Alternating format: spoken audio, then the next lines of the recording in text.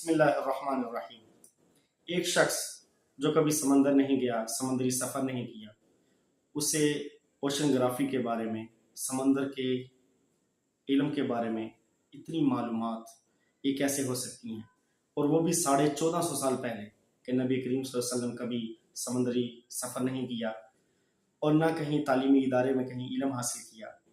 تو وہ کیسے اتنی معلومات دے سکتے ہیں جو 1400 سال کے بعد انسانیت کو پتہ چلی ہیں؟ موجیں دو طرح کی ہوتی ہیں،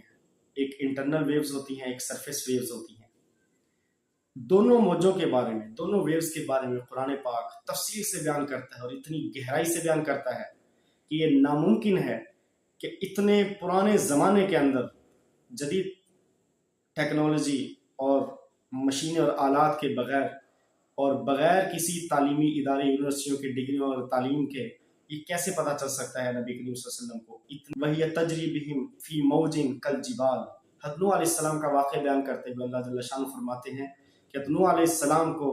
کشتی لے کر چلی اور مسلمانوں کو ایسی بڑی موج میں، وَهِيَ تَجْرِي بِهِمْ فِي مَوْجٍ كَالْجِبَالِ، جو پہاڑوں جیسی تھی،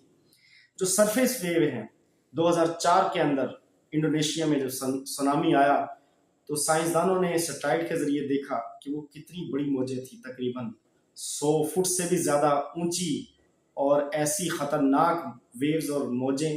جن کی شکل اور شیپ اور حیت پہاڑوں جیسی تھی۔ نبی پاک صلی اللہ علیہ وسلم کے زمانے میں کہاں سونامی آیا یا آپ نے سونامی کہاں پہ دیکھا کہ جو آپ صلی اللہ علیہ وسلم نے بتایا کہ جو موجیں ہیں ان کی شکل ظاہری طور پر جو سرفیس ویو ہوتی ہیں وہ پہاڑوں جیسی ہوتی ہیں،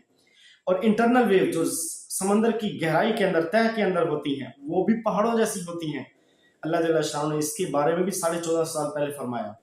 او کظلمات فی بحر لجی یغشاہ موج من فوقہ موج من فوقہ سحاب ظلمات بعضها فوق بعض۔ ایسا گمراہ آدمی وہ اندھیروں میں ہوتا ہے، اللہ نے اس کے لیے جب کوئی نور نہیں بنایا تو اس کے لیے کوئی روشنی کا ذریعہ نہیں، تو گہرے اندھیرے کیسے ہوتے ہیں اس کے لیے، اس گمراہ انسان کے لیے؟ جیسے کہ کوئی انسان گہرے سمندر میں ہو اور موجیں ہوں اوپر، اور موج کے اوپر ایک اور موج ہو اور اس کے اوپر بادل ہوں۔ سائنسدانوں نے یہ علم اور یہ ساری چیزیں جو انٹرنل ویو ہیں ان کا پتہ 1910 کے اندر چلایا کہ سمندر کے تہوں کے اندر بھی موجیں ہوتی ہیں، خاص طور پہ جب سونامی آتا ہے، زمین میں زلزلہ آتا ہے، سمندر میں جب زلزلہ آتا ہے تو صرف اوپر موجیں نہیں ہوتی بلکہ گہرے سمندروں کے اندر بھی موجیں ہوتی ہیں، اور ان کی شیپ اور حیت، ان کی شکل بھی پہاڑوں جیسی ہوتی ہے۔ تو وہ کون سا ذریعہ تھا جس کے ذریعے نبی پاک صلی اللہ علیہ وسلم نے 1400 سال پہلے صحرا میں بیٹھے عربوں کو، بدوؤں کو آپ صلی اللہ علیہ وسلم ایسا علم عطا فرما رہے ہیں، سائنس کا علم